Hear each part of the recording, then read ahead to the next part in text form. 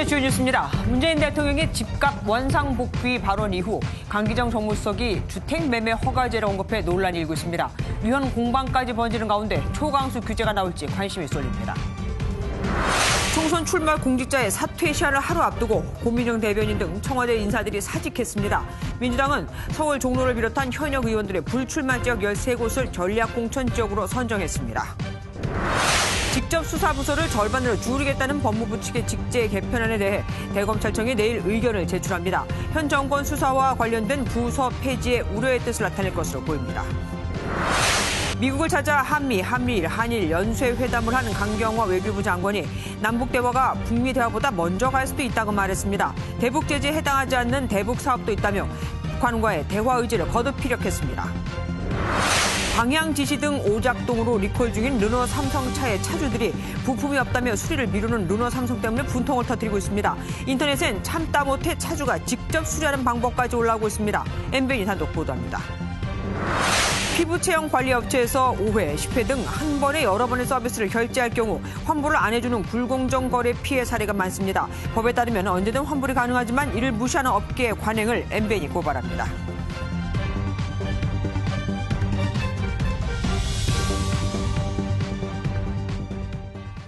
문재인 대통령이 신년 기자회견에서 집값 급등 지역은 원상복귀시키겠다고 한 데 이어 오늘은 김상조 정책실장이 어차피 다는 어려울 것 같고 서울 강남의 가격 안정이 1차 목표라고 말했습니다. 이게 다가 아닙니다. 강기정 정무 소속은 부동산 매매 허가제 도입까지 거론해 시장이 술렁이고 있습니다. 최종락 기자입니다.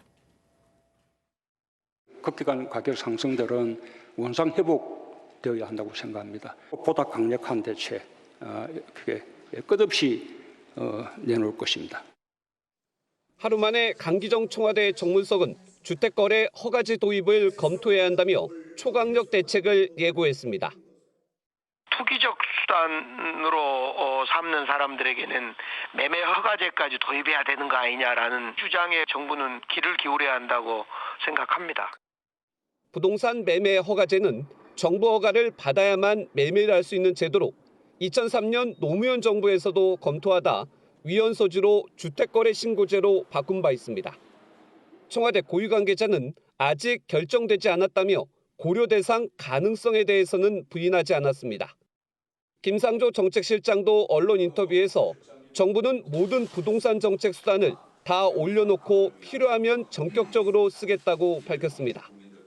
김 실장은 모든 아파트 가격을 다 안정화하는 것은 정책적으로 불가능하다면서 강남 가격을 안정시키는 게 1차 목표라고 강조했습니다.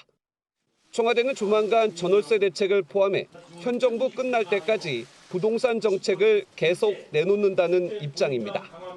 MBN 뉴스 최종락입니다. 강기정 정무수석이 언급한 주택매매 허가제는 사실 노무현 정부 때도 도입할 뻔했지만 위헌 논란으로 도입하지 못했던 겁니다. 문재인 정부에서는 이 제도의 도입이 가능할까요? 또 이 밖에 정부의 추가 부동산 규제 카드는 뭐가 있을지 송한진 기자가 분석해봤습니다.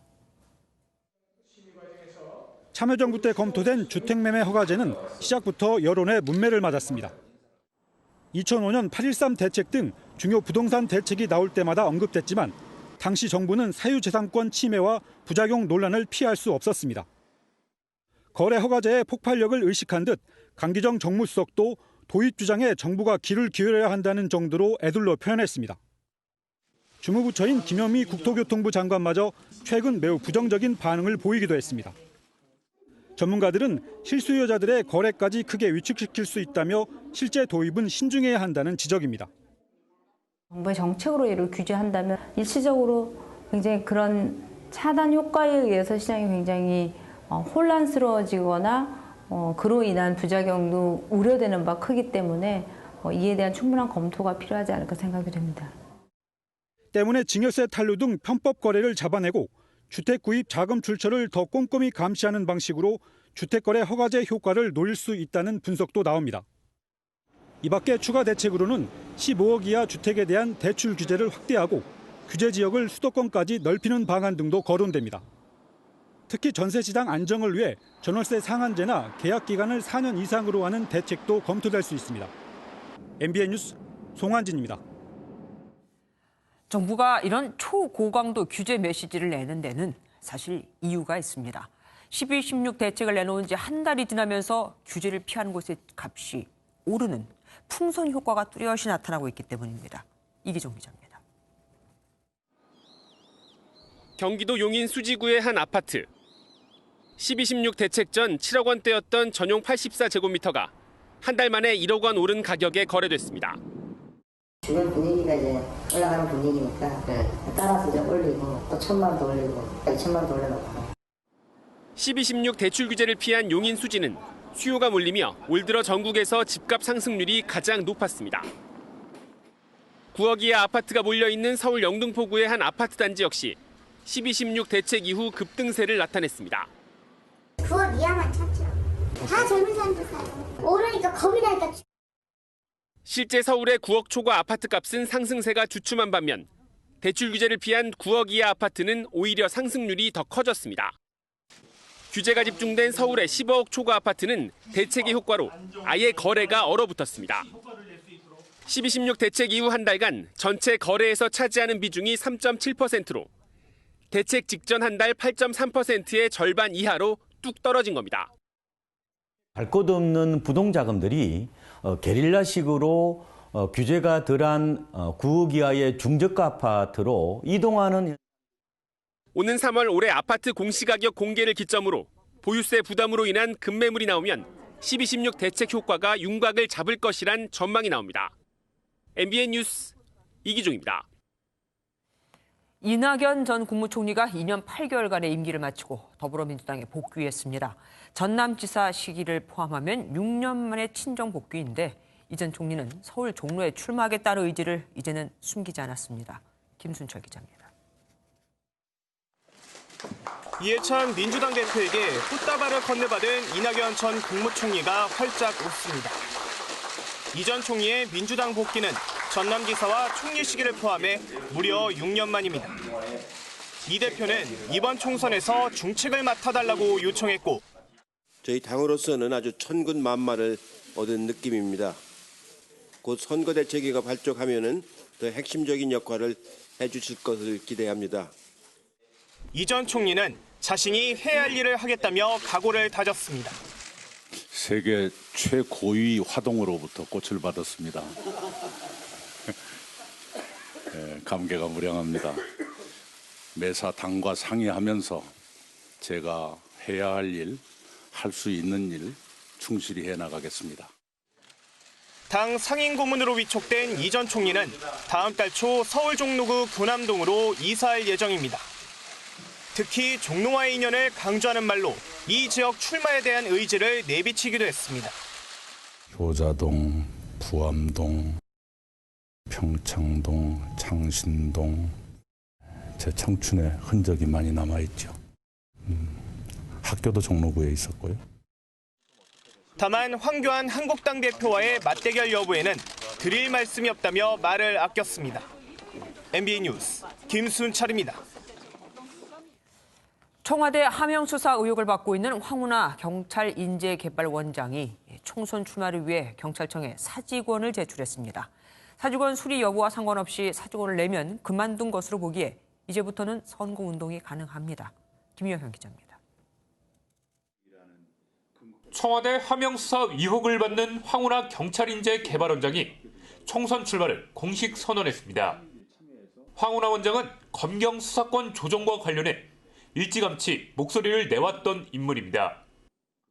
경찰개혁에 좀 더 주목해야 합니다. 경찰개혁도 입법으로 이루어져야 될 부분이 많거든요. 제가 정치 참여를 결심하게 된 동기입니다. 황 원장은 지난해 울산경찰청장이었을 때 지방선거에 앞서 김기현 전 울산시장에 대한 청와대의 하명 수사와 이에 따른 선거 개입 의혹을 받고 있습니다. 검찰 수사 중이라는 이유로 명예퇴직이 반려된 황 원장은 사직서 처리 여부와는 관계없이 총선 출마가 가능합니다. 공직선거법 53조는 사직원이 수리되지 않더라도 후보자 등록이 가능하며 선거운동도 할 수 있다고 돼 있습니다. 다만 사직원이 수리되지 않으면 선거운동에 시간적인 제약이 따를 수밖에 없습니다. 황 원장은 출마 지역구와 정당을 밝히지는 않았지만 더불어민주당의 입당에 대전 중구에 나설 가능성이 커 보입니다. MBN 뉴스 김영현입니다. 이낙연 전 총리가 민주당에 복귀하고 황운하 전 경찰청장이 출마를 선언하고 이번엔 고민정 대변인 등 청와대 참모진들이 줄줄이 사퇴했습니다. 21대 총선 출마를 위해서죠. 더불어민주당은 현역 의원들의 불출마 지역을 모두 다 전략 공천 대상으로 정했습니다. 이동화 기자입니다. 고민정 청와대 대변인과 유송화 춘추관장, 권양엽 균형인사비서관이 오늘 사직서를 내고 총선행 막차에 올랐습니다. 현직 공무원은 선거 90일 전 사퇴해야 한다는 선거법에 따라 시한을 하루 앞두고 청와대를 떠나는 겁니다. 고 대변인은 3년 동안 대통령의 입으로 활동했는데 이제 제 소신과 정치적 목표를 향할 것이라고 밝혔습니다. 고 대변인은 경기 고양병 출마설이 나오는 가운데 유송화 춘추관장은 서울 노원갑으로 출마 결심을 굳혔습니다. 관료 출신 인사들의 입당도 이어졌습니다. 새로운 정치를 바라는 국민의 열망을 실현하는 데 제 작은 능력을 더하고자 합니다. 민주당은 한편 현역 의원 불출마 지역 13곳을 모두 전략공천으로 결정하며 총선 준비를 본격화했습니다. 전략공천 지역으로는 일찌감치 불출마를 선언했던 이해찬 대표를 비롯해 총리와 장관직 수행을 위해 출마를 접은 의원들의 지역구 등이 포함됐습니다. 전략공천 관리위원장을 맡은 도종환 의원은 후보와 지역위원장이 없는 곳을 선정했고 앞으로 전략공천 대상지가 더 늘어날 수 있다고 밝혔습니다. MBN 뉴스 이동화입니다. 그런데 자유한국당이 청와대를 나와 총선 출마에 나선 윤건영 전 국정기획상황실장과 고민정 대변인을 공직선거법 위반 혐의로 고발했습니다. 윤 전 실장은 지역구를 물려준 박영선 장관과 같이 유권자들을 만났고 고 대변인은 청와대 대변인 자격으로 야당 심판을 언급했다는 겁니다. 수도권 험지 출마를 요구받았던 홍준표 전 대표는 경남 밀양, 창녕 지역에서 출마하겠다고 선언했습니다. 전정인 기자입니다. 자유한국당은 서울 구로을 출마가 예상되는 윤건영 전 청와대 국정기획상황실장을 공직선거법 위반 혐의로 검찰에 고발했습니다. 윤 전 실장이 총선 예비후보로 등록하지 않은 상태에서 해당 지역구 의원인 박영선 중소벤처기업부 장관과 함께 지역 유권자들과 오찬을 갖는 등 사전 선거운동을 했다고 주장했습니다. 한국당은 또 총선 출마를 위해 사직한 고민정 전 청와대 대변인도 사전 선거운동을 했다며 함께 고발했습니다. 청와대 대변인 자격으로 총선을 언급하면서 정권 심판인지 야당 심판인지라고 발언한 고민정 청와대 대변인에 대해서도 선거법 위반 혐의로 검찰에 고발할 것입니다. 당 지도부로부터 수도권 험지 출마를 요구받았던 홍준표 전 자유한국당 대표는 고향인 경남 밀양 창녕 지역에서 출마하겠다고 선언했습니다. 그래서 내가 후보가 안 되더라도 내가 다음 대선에 PK 지역 정서를 몰아주기 위해서는 고향에 내려와야 되겠다. 출마를 검토했던 대구 동구을은 유승민 새 보수당 의원과 통합 논의가 되고 있어 갈 이유가 없어졌다고 설명했습니다. 홍 전 대표가 수도권 험지 출마 요청에도 PK 출마를 공식 선언하면서 지도부와의 마찰은 불가피할 것으로 보입니다. MBN 뉴스 전정인입니다. 더불어민주당과 자유한국당이 4.15 총선을 겨냥한 1호 공약을 각각 발표했습니다. 더불어민주당은 무료 와이파이 공약으로 청년 표심 공략에 나섰고 자유한국당은 문재인 정부의 경제 실정을 바로잡겠다고 밝혔습니다. 권영봉 기자입니다.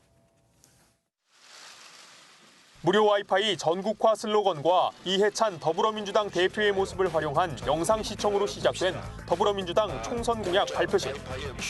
더불어민주당은 데이터 영원 시대를 열겠다며 총선 1호 공약으로 공공 와이파이 전국 확대를 꺼내들었습니다. 오는 2022년까지 공공 와이파이 5만 3천여 개를 구축해 데이터 사용량이 많은 20, 30대 청년층의 표심을 노린다는 전략입니다. 국민 부담을 최소화하고 데이터 통신 사각지대를 최소화해서 모든 국민들이 데이터 경제를 누릴 수 있도록 하는 것이 목표입니다.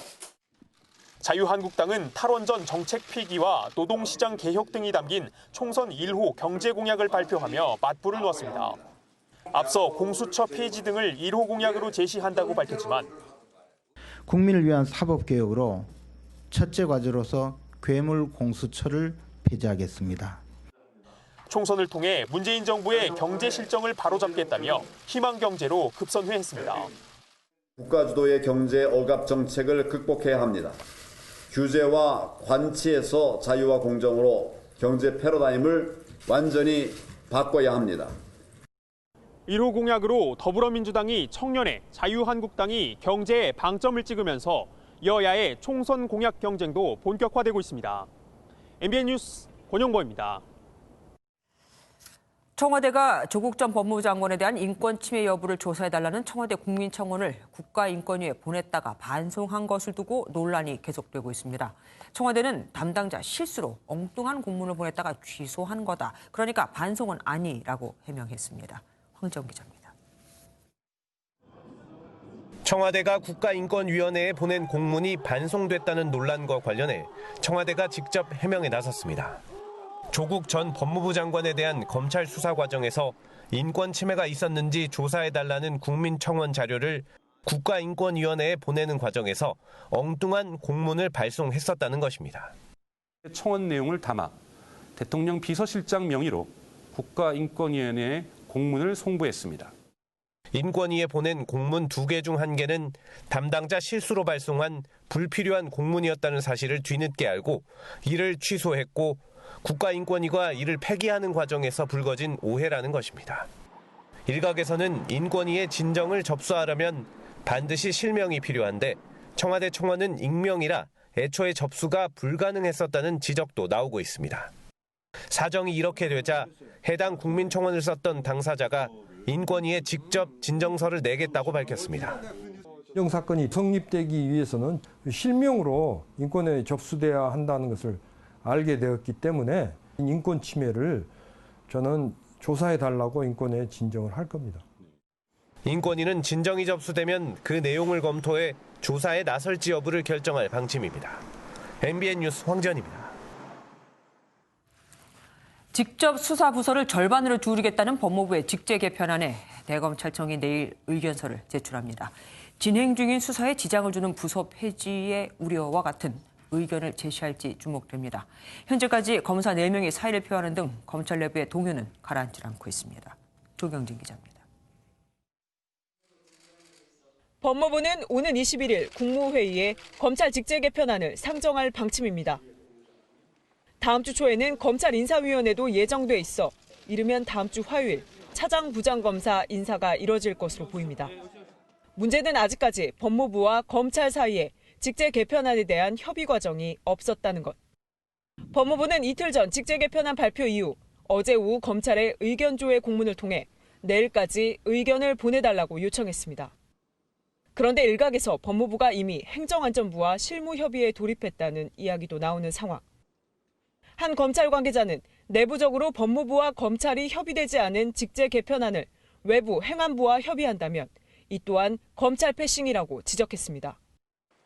일단 대검 측은 일선 검찰청의 의견을 오늘까지 취합해 내일 법무부에 전달하는 통상적인 절차를 따른다는 방침입니다. 대검 관계자는 대부분 내용에는 이견이 없을 것이라며 다만 울산시장 선거 개입, 조국 일가 사건 등 진행 중인 수사에 지장을 주는 부서 폐지 등에는 우려의 목소리가 있다고 분위기를 전했습니다.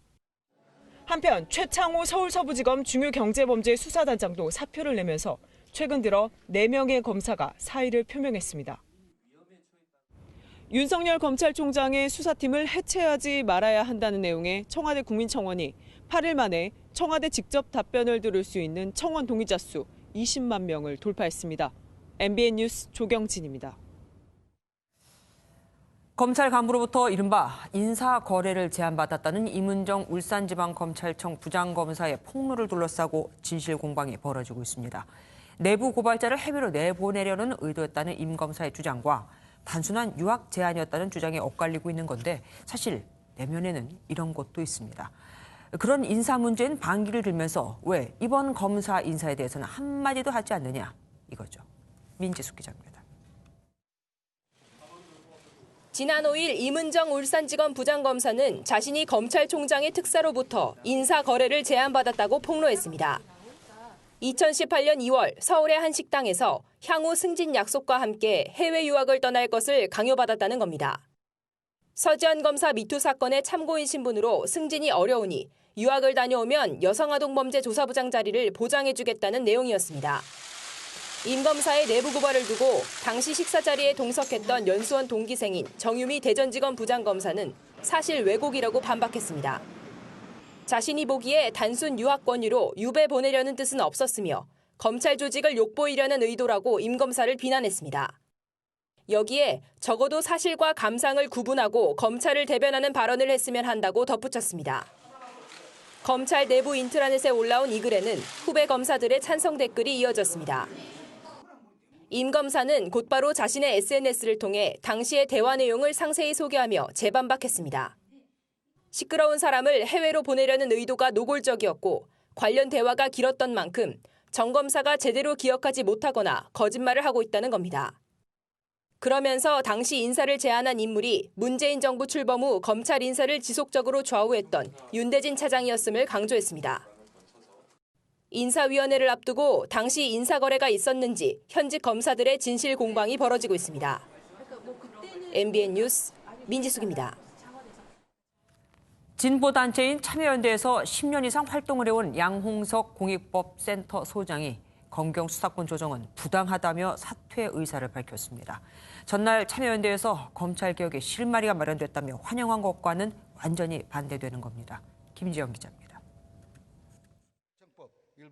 검경 수사권 조정안이 국회를 통과한 바로 다음 날 법무연수원 교수 김웅 부장검사는 수사권 조정은 사기극이라며 사의를 표명했습니다. 비판의 목소리는 진보 진영에서도 나왔습니다. 검경 수사권 조정의 지원군 역할을 해온 참여연대의 양홍석 공익법센터 소장은 개정이 옳은 방향인지 의문이라며 소장직을 내려놨습니다. 양 소장은 수사 절차에서 검찰의 관여 시점과 범위, 방법을 제한한 건 국민의 기본권 보장 측면에서 부당하다고 지적했습니다. 그러면서 참여연대의 입장, 나아가 문재인 정부의 권력기관 개혁에 관한 입장이 내 생각과 다른 부분이 있다며 개혁, 반개혁 의견 차이를 덮고 넘어갈 정도는 이미 넘어섰다고 사퇴 이유를 설명했습니다. 앞서 참여연대는 검경 수사권 조정안이 통과하자 검찰개혁의 실마리가 마련됐다며 찬성의 뜻을 밝혔습니다. 다만 양 소장은 조국 전 법무부 장관 사모펀드 의혹을 두고 참여연대와 충돌했던 김경률 전 공동집행위원장과는 상황이 다르다며 개인의 소신을 지키기 위한 결정이라고 강조했습니다.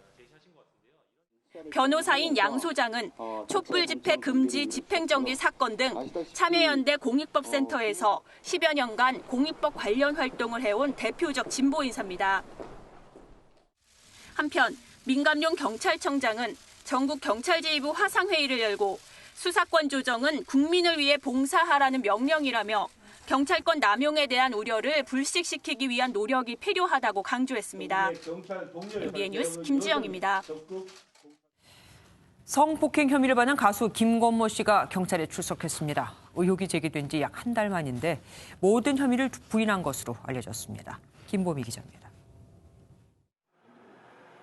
지하주차장에 들어선 검은색 승합차에서 가수 김건모 씨가 내립니다. 오늘 오전 10시 20분쯤 성폭행 혐의를 받는 가수 김건모 씨가 변호인과 함께 경찰에 출석했습니다. 김 씨는 취재진의 거듭된 질문에 아무런 대답을 하지 않고 조사실에 들어갔습니다. 성폭행 혐의 인정하십니까? 무고를 맞고서 하셨는데 입장이 어떠신지요? 경찰은 김 씨를 상대로 성폭행 의혹이 제기된 지난 2016년 8월 사건 당일의 행적 등을 집중 추궁한 것으로 전해졌습니다. 이에 김 씨는 모든 혐의를 부인하고 있는 것으로 알려졌습니다. 앞서 유튜브 채널 가로세로 연구소는 김 씨가 지난 2016년 서울 강남구에 있는 한 주점에서 여성 직원 A 씨를 성폭행했다는 의혹을 제기했습니다. 이에 김 씨 소속사는 A씨가 김 씨의 27년 연애 활동을 악의적인 의도로 폄훼하고 거짓 사실을 유포했다며 A씨를 무고와 명예훼손 혐의로 맞고소했습니다. 한편 김 씨 차량에서 내비게이션을 확보한 경찰은 GPS 기록 등을 통해 성폭행 의혹 당일 김 씨의 동선을 분석하고 있습니다. 경찰은 김 씨의 성폭행 혐의에 대한 조사를 마치는 대로 김 씨가 맞고소한 명예훼손 혐의 등에 대한 수사를 이어갈 계획입니다. MBN 뉴스 김봄입니다. 해군과 합동훈련을 위해 떠났던 이국정 교수가 한 달 만에 귀국했습니다. 아주대 의료원장의 욕설 파문 이후 첫 공식 자리였지만 이 교수는 환영 행사에도 참석하지 않았습니다. 일부러 피한 듯하죠. 강진우 기자입니다. 한 달 동안 태평양을 횡단하며 해군 순항훈련을 한 이국종 교수가 오늘 입국했습니다. 진해군항을 통해 들어온 이 교수는 환영 행사도 참석하지 않고 사라졌습니다. 아주대 의료원장의 욕설 파문 이후 언론과의 접촉을 피한 것으로 보입니다. 9시경 배가 입항을 했고 지인분이 한 분이 오셔서 교수님하고 같이 나가셨는데 아주대병원 관계자로 알고 있습니다. 이 교수의 모습은 지척거리에 있던 해군 리더십 센터에서 발견됐습니다. 아덴만에서 해적에게 총상을 입었다가 이 교수에게 치료를 받고 목숨을 건진 석혜균 선장이 교관으로 일하는 곳입니다. 이 자리에서도 이 교수는 이번 논란에 대해 입을 닫은 것으로 전해졌습니다. 의대원들하고 같이 교관들하고 그런 배탄 이야기 이런 거 이야기했습니다. 다른 거 없습니다. 이 교수는 최근 아주대 의료원 유희석 원장과 나눈 대화에서 유 원장이 이 교수에게 욕설한 내용이 공개되면서 논란에 휩싸였습니다. MBN 뉴스 강진우입니다. 어제 서울 시내에서 초등학생이 굴착기에 치여 숨졌습니다. 굴착기는 주유를 하기 위해서 인도로 올라서고 있었습니다. 아이는 멀쩡히 인도를 걷다가 변을 당한 거죠. 노태현 기자가 단독 보도합니다. 대형 굴착기 한 대가 3차선을 주행합니다. 갑자기 오른쪽으로 방향을 틀더니 한 차선을 그대로 가로질러 주유소로 진입합니다. 이 과정에서 인도를 지나던 여자 초등학생 한 명이 굴착기에 치이는 사고가 발생했습니다. 굴삭기는 대로에서 우회전해 이곳 자전거 도로와 인도를 지나는 과정에서 사고를 냈습니다. 경찰차가 이렇게 소리 저쪽에서 유턴하려고 하더라고. 그래서 유턴해서 주유소 안으로 들어가더라고요. 사고 나서 그런다고 그러더라고요. 그냥. 굴착기 운전기사는 기름을 넣으려고 주유소로 진입하던 중 지나가던 학생을 미처 보지 못한 것으로 전해졌습니다. 운전기사는 당시 술을 마신 것은 아닌 것으로 확인됐습니다. 서울 양천경찰서는 운전기사에게 교통사고 처리 특례법 위반 혐의로 구속영장을 신청하는 한편 정확한 사고 원인을 조사하고 있습니다. MBN 뉴스 노태현입니다. 차량 뒤쪽 깜빡이가 들어오지 않아 리콜을 하고 있는 르노 삼성. 다른 것도 아니고 뒤쪽 깜빡이가 없다면 큰일이지만 부품이 없다면서 계속 수리를 미루고 있습니다. 오죽 답답하면 차주가 직접 수리하는 방법까지 나오고 있는데 개인은 되고 업체는 안 되는 이유가 뭘까요? 윤기란 기자가 단독 보도합니다. 이모 씨는 운전 중 황당한 일을 겪었습니다. 핸들려 방향 지시 레버를 올리자 정상보다 빠르게 깜빡이는 소리가 났습니다.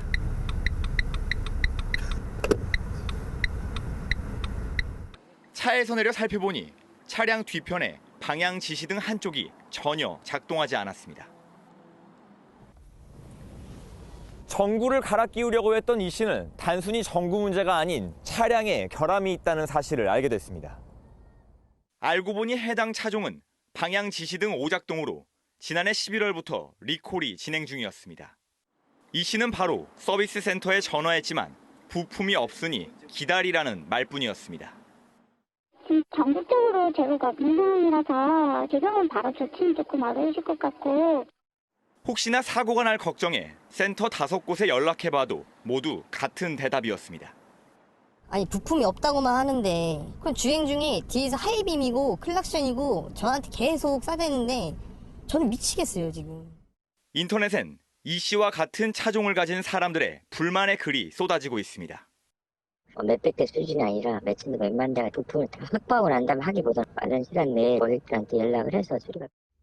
인터넷과 SNS에서는 참다 못한 차주가 스스로 수리하는 방법까지 올라오고 있습니다. MBN 뉴스 윤기란입니다. 피부 체형 관리 업체에 가면 여러 회차를 한 번에 계약하는 경우가 많죠. 그래야 할인이 많이 되니까요. 하지만 해지할 때가 문제입니다. 이런 걸 피하려면 계약 시에 해약 조건도 적어놓는 게 좋습니다. 윤지원 기자입니다. 20대 박모 씨는 지난해 3월 38회에 190만 원가량인 다이어트 관리 프로그램을 계약했습니다. 그런데 5회차 관리를 받고 피부에 이상이 생겨 이후 남은 회차에 대한 환불을 요청했지만 거절당했습니다. 이벤트 상품이기 때문에 환불이 불가능하다는 겁니다. 이벤트 가격표가 아니라 진짜 원래 금액 가격표가 별도로 있는데 그 금액으로 치면은 현재 받은 금액이 지금 결제한 금액을 넘어선다. 근데 감당하실 수 있겠느냐?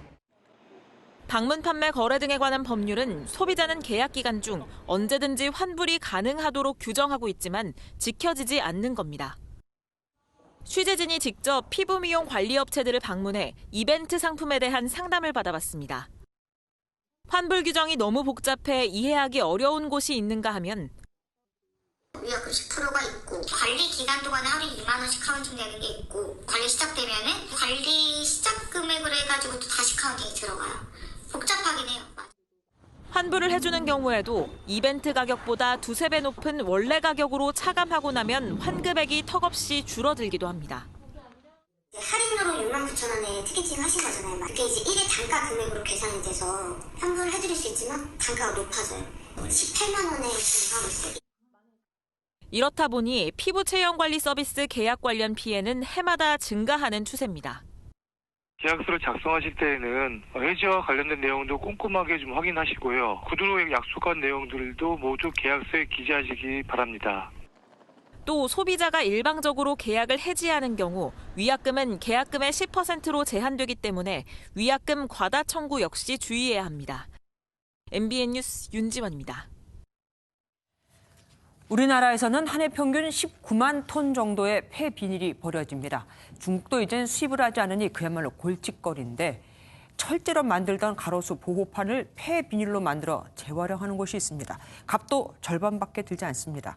이지호 기자가 취재했습니다. 경기도 성남의 한 도로변에서 가로수 보호판을 설치하는 작업이 한창입니다. 얼핏 보면 철제로 보이지만 폐 비닐로 만든 보호판입니다. 이 가로수 보호판 하나를 만드는데 라면 봉지 3,600장 정도의 폐 비닐이 사용됐습니다. 빗물이 자연스럽게 스며들 수 있도록 설계돼 가로수 유지 관리도 수월합니다. 빗물을 고일 수 있는 공간이 있습니다. 그래서 많은 양의 빗물을 모아서 땅속에 침투시키고 나머지만 배출하게 돼 있습니다. 경기도 성남시가 환경부 등과 함께 시범적으로 재활용 가로수 보호판 100여 개를 설치했습니다. 그냥 버려질 폐비닐 1.5톤, 라면 봉지 50만 장 분량입니다. 가격은 기존 제품의 절반 정도입니다. 기존 철판 가격보다는 폐비닐로 만든 제품이 50% 정도 절감된 한 25만 원 정도의 애물단지가 된 폐비닐을 재활용할 수 있는 다양한 방안이 필요해 보입니다. MBN 뉴스 이조입니다. 지난해 정부 43개 부처에 대한 업무 평가가 나왔습니다.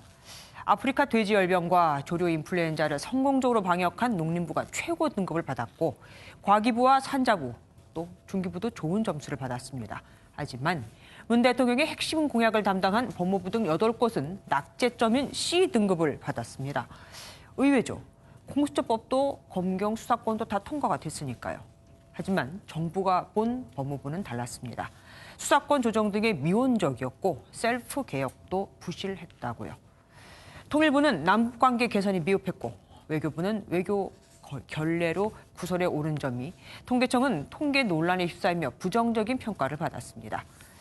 첫 국무회의를 주재한 정세균 국무총리는 공무원 간 칸막이를 없애라, 일하는 방식을 바꿔라며 일갈했습니다.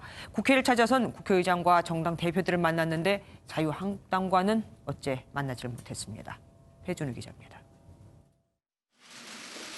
정세균 국무총리가 취임 첫 행보로 국무회의를 주재했습니다. 정 총리는 규제 혁파를 통한 경제 활성화를 강조하며 4차 산업혁명에 대비해 혁신 성장에 앞장서달라고 당부했습니다. 과감한 규제 혁파로 기업하기 좋은 환경을 조성하고 사회 각 분야의 불공정과 양극화를 해소하는 데도 끊임없는 노력을.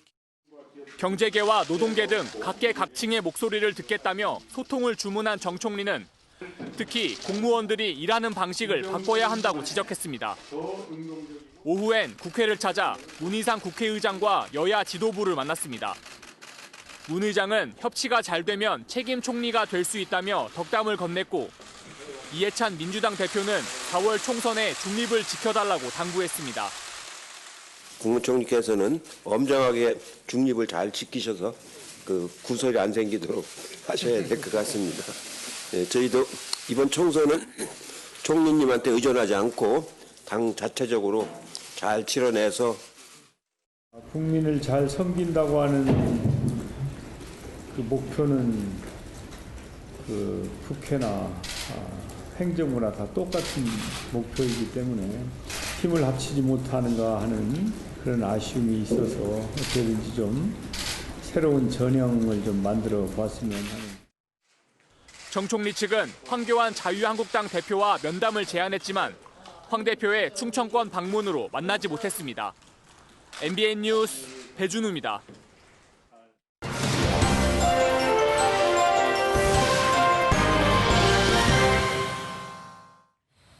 아빠 85명, 엄마 15명. 오늘까지 양육비를 주지 않아 Bad Fathers의 신상이 공개된 이들입니다. 그런데 오늘 새벽 무단으로 신상을 공개해 명예훼손으로 기소된 Bad Fathers 관리자가 무죄 판결을 받았습니다.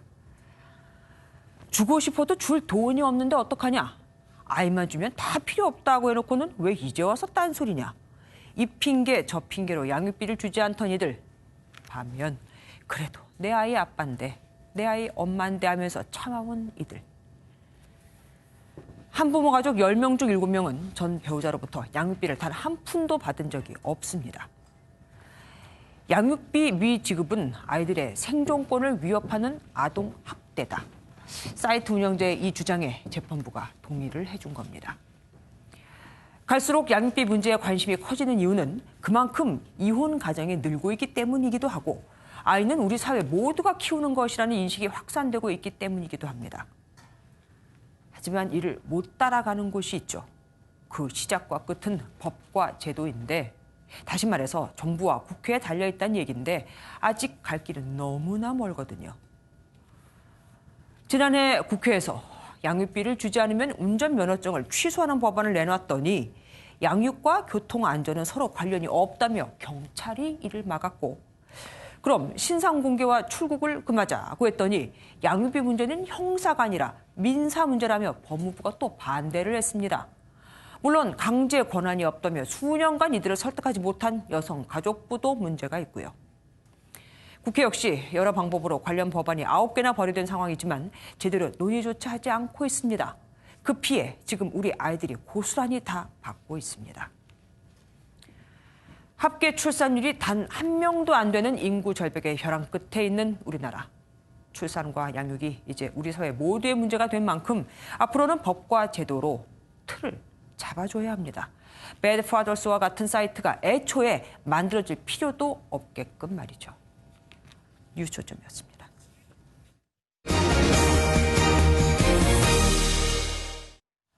(176명의) 목숨을 앗아간 이란의 우크라이나 여객기 격추 순간을 자세히 보여주는 동영상이 공개됐습니다. 미사일 2발이 시차를 두고 날아가는 장면이 뚜렷하게 보입니다. 비행 중이던 여객기가 미사일을 그것도 2발이나 맞았으니 추락할 수밖에요. 김희경 기자입니다.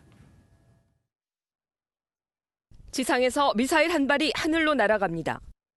잠시 후 이 미사일이 날아가던 여객기를 타격합니다. 약 23초 후 두 번째 미사일이 쏘아 올려지고 또 여객기에 명중합니다.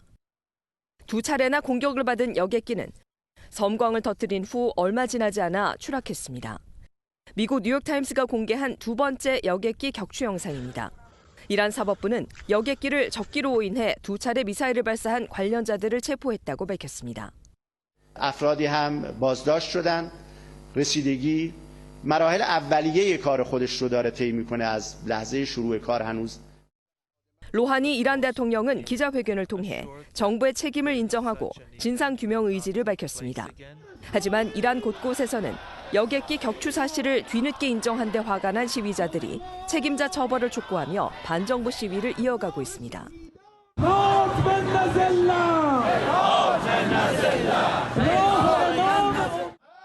한편에서는 혁명수비대보다 솔레이마니 사살로 더 불안을 야기시킨 미국 등 서방의 책임을 돌리는 친정부 시위도 열렸습니다. 트럼프 미국 대통령은 계속 대이란 압박에 나섰습니다. He was the king of the roadside bombs. Great percentages of people don't have legs right now and arms because of this. 트럼프 대통령은 또 솔레이마니 사살 후 우크라이나 여객기 격추로 인해 거세진 반정부 시위를 언급하면서 시위대는 미국 편이라고 주장했습니다. MBN 뉴스 김희경입니다. 미국이 북한 외화벌이 기관에 대한 추가 대북 제재를 발표했습니다. 남북 교류만이라도 풀어야 한다는 의견을 강경화 외교부 장관이 전달하기 불과 3시간 전이었습니다. 우리가 무슨 말을 할지 미리 알고 거절한 거죠. 주진희 기자입니다. 미국 재무부가 우리 시간으로 오늘 새벽 추가 대북 제재를 발표했습니다. 외화벌이 노동자를 내보내는 북한 남강무역회사와 이들에게 숙박을 제공하는 베이징 숙박소 2곳입니다. 한미 외교장관 회담을 불과 3시간 앞두고 발표된 조치로 대북 제재의 범위 안에서 북한과의 대화를 모색하겠다는 미국의 입장이 드러난 것으로 보입니다. The sanctions that we have put in place on North Korea, along with the rest of the world, have certainly caused Chairman Kim to think seriously about the right path forward for his people. I hope. 다만 남북 관계의 개선 필요성에 대해선 이해를 표명한 것으로 보입니다. 한미 외교장관 회담에서 강경화 장관이 제재에 걸리지 않거나 예외를 인정받을 수 있는 남북의 합의가 있다며 시점에 따라선 남북이 북미보다 먼저 나갈 수도 있어야 선순환도 된다고 밝혔고 폼페이오 장관도 이해를 보인 것으로 전해집니다. 문재인 대통령이 신년 기자회견에서 말한 북한 개별 관광을 염두에 둔 것으로 보입니다. 외교부 고위 당국자는 관광 그 자체는 제재 대상이 아니라며 많은 나라가 개별 관광을 허용하고 있는데 우리는 이산가족들도 못 간다며 이 부분을 미국이 이해한 것이라고 덧붙였습니다. 폼페이오 장관은 호르무즈 파병 문제에 대해선 한국의 기여를 요청한 것으로 전해져 우리 정부의 대응이 주목되고 있습니다. MBN 뉴스 주진입니다.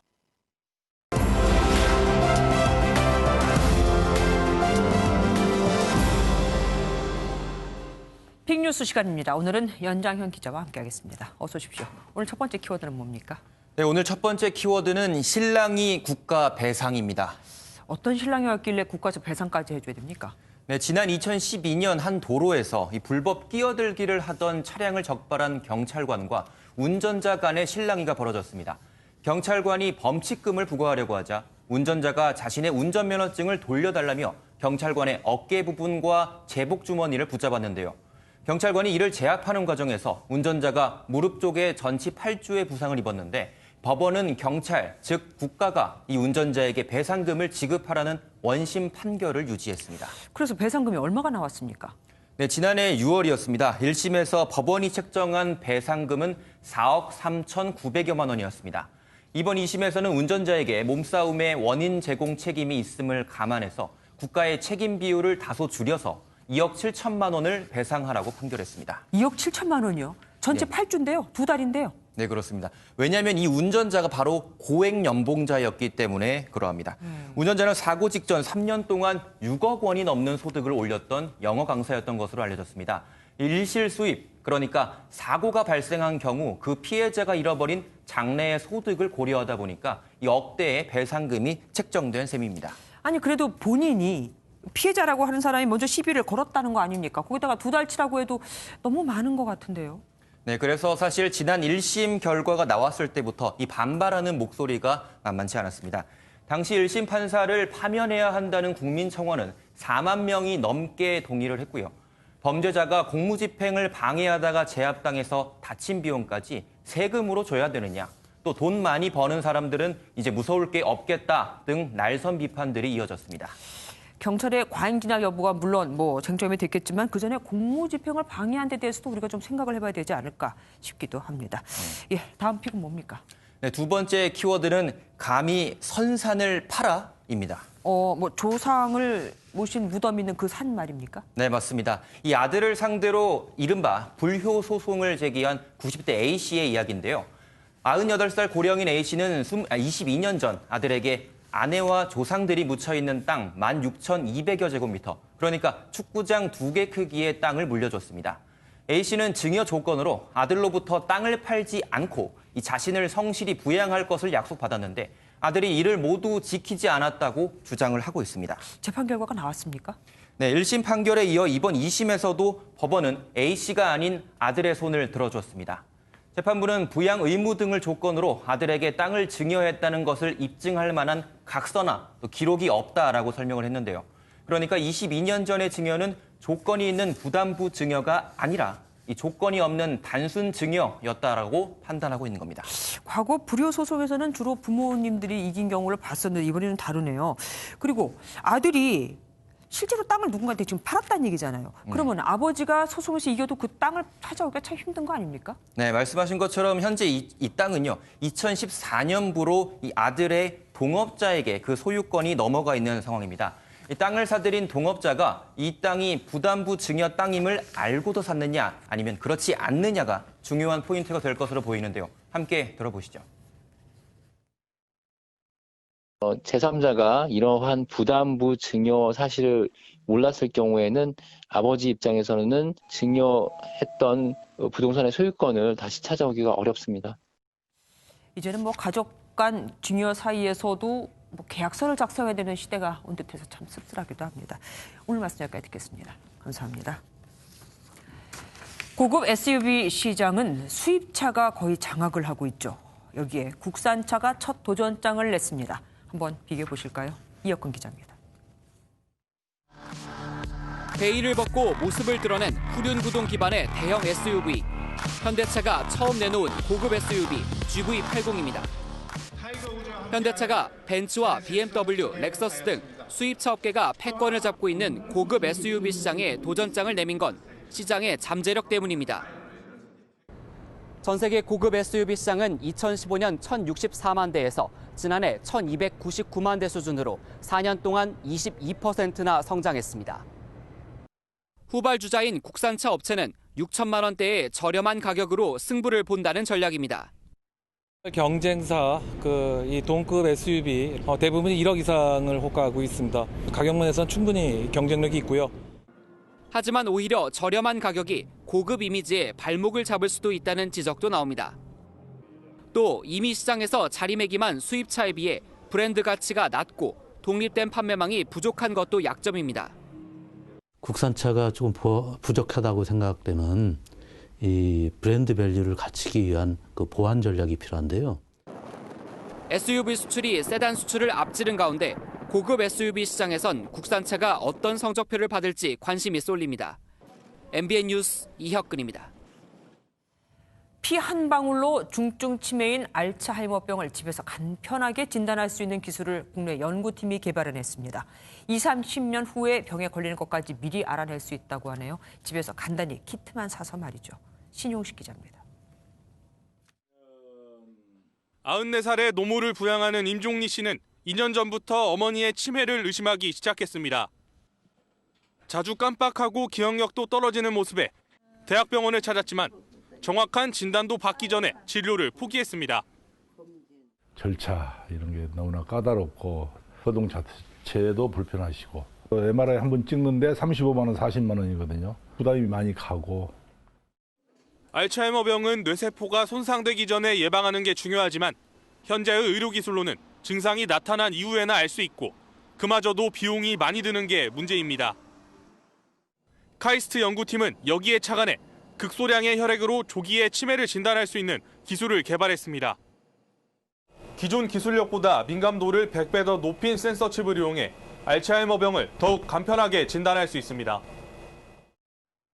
알츠하이머병 유발과 직접 관련된 단백질 중 일부만 측정했던 기존 연구와 달리 4종 이상 단백질 모두를 측정하면서 90%에 달하는 정확도를 기록했습니다.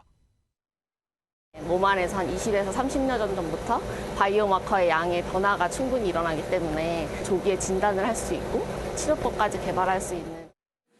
연구팀은 기술이 상용화되면 병원을 찾지 않고도 간편하게 조기 진단이 가능해 치매 예방과 치료에 크게 기여할 것으로 기대했습니다. MBN 뉴스 신용식입니다. 지난해 프로야구 통합 우승팀 두산이 겨울잠에서 깨어나 힘차게 신년 기지개를 켰습니다. 목표는 당연히 2년 연속 우승입니다. 김동환 기자가 전합니다. 프로야구 원년인 1982년 두산은 오비베어스라는 이름으로 1월 15일 창단했습니다. 그해 한국 시리즈 우승으로 역사의 첫 페이지를 쓴 두산은 지난해 키움을 4승 무패로 꺾고 통산 6번째 우승컵을 들어올렸습니다. 다시 해가 바뀌어 38번째 생일을 맞은 두산은 이제 왕조 건설을 얘기합니다.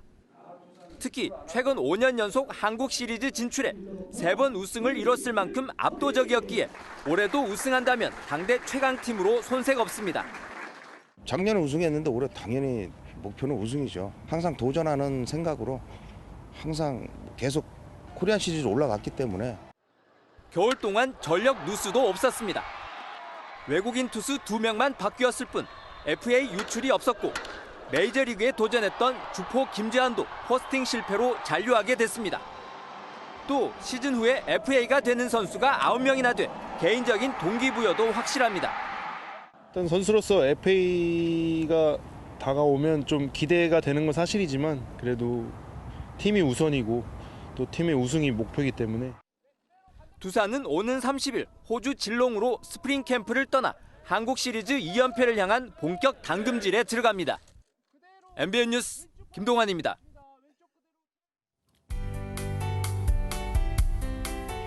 맑은 가운데 한겨울 추위가 계속되고 있습니다.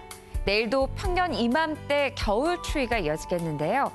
평년 이맘때 서울의 아침 기온은 영하 5.8도 선인데 내일은 영하 5도로 평년과 비슷하겠고요. 낮 기온도 3도 선으로 오늘보다는 기온이 조금씩 오르겠습니다. 추위가 계속되면서 대기질은 좋음 수준이 유지되고 있습니다. 내일도 전국의 대기질 좋음에서 보통 수준을 가리키겠고요. 동해안을 따라서는 건조주의보가 내려진 가운데 메마른 대기가 점차 더 심해지고 있습니다. 오늘 맑은 가운데 밤까지 울릉도 독도 지역을 따라서만 약한 눈이나 비가 조금 내리겠습니다. 내일 중부지방 가끔 구름이 지나겠고 경기 북부 일부 지역에는 아침에 영하 10도 안팎까지 떨어지는 곳이 있겠습니다. 남부지방 광주 아침에 영하 2도, 한낮 기온은 5도로 아침과 낮의 기온차가 꽤 벌어지겠습니다. 내일까지 동해안은 너울성 파도에 유의하셔야겠고요. 대기의 건조함은 여전하겠습니다. 일요일 밤에는 전국 곳곳에 눈이 내릴 전망입니다. 날씨였습니다. MBN이 선정한 이 한 장의 사진입니다. 요양병원에서 일하는 한원주 내과 과장. 몇 살로 보이십니까? 1926년생, 그러니까 올해 94세입니다. 매일 곱게 화장하고 칼같이 출근해 환자들을 둘러보고 처방을 내리죠. 바빠서 페이스북 열어볼 시간도 없다는 한 과장님. 움직여야 오래오래 산다는 한 과장님의 100세 현역 모습도 보고 싶습니다.